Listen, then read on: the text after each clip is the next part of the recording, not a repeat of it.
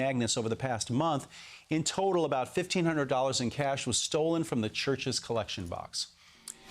In tonight's Long Island Report, a major restoration is going on at the historic mansion at Old Westbury Gardens. The 100-year-old estate that's open to the public has been under wraps for a year. But today, CBSN New York's Carolyn Gusoff got a look at the intricate work being done. It's not your typical house restoration when the house is 65,000 square feet and dates back to 1906.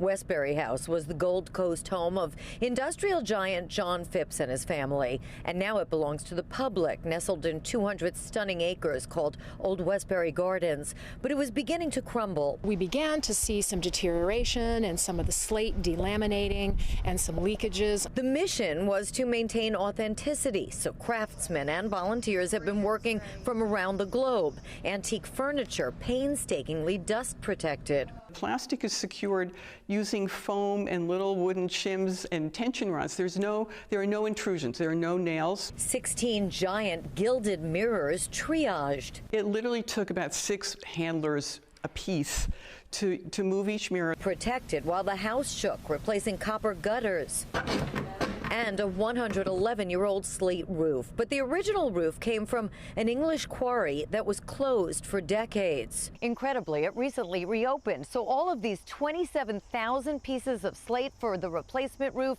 come from the same quarry the Phipps commissioned a century ago. And to rethatch what was the Phipps daughter's playhouse, water reeds were brought in from Turkey and Russia by a master thatcher. Because there's nowhere to buy them in America unless you go and cut them yourself from the Meadowlands. A rare gem that preserves the treasures of an early 20th century prominent family that gave back. America was really coming into its own as a global power.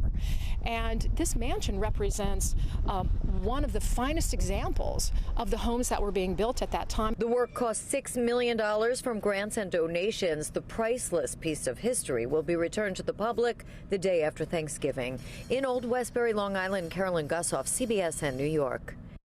A lot more news still